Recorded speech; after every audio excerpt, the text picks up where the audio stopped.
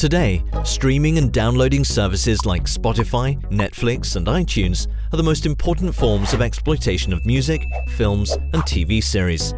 However, the vast majority of musicians, actors, and singers receive no remuneration for these types of exploitation because of the contractual relationship with their producer. What does this really mean? If a performer wants to work, he has no choice but to sign a contract, in which all of his rights are transferred to the producer. Usually performers receive a one-off payment and do not share in the streaming or downloading returns of their performances.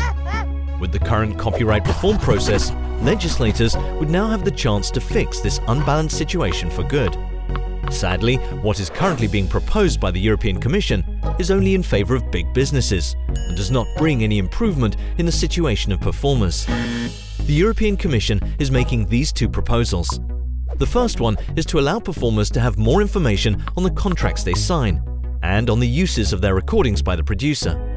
But merely being more informed about what the contract entails does not improve the contract itself.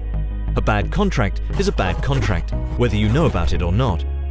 The second proposal is to give performers a possibility to ask the producer for an additional remuneration if their recordings are successful. But only big stars are in a position to negotiate their contract. Smaller artists cannot afford to take the risk of getting into a dispute with the producer. So how should European performers be decently protected in the digital era? Performers need a right to remuneration for all on-demand uses. Collective management organizations, or CMOs, can collect and distribute these payments. This idea is not new.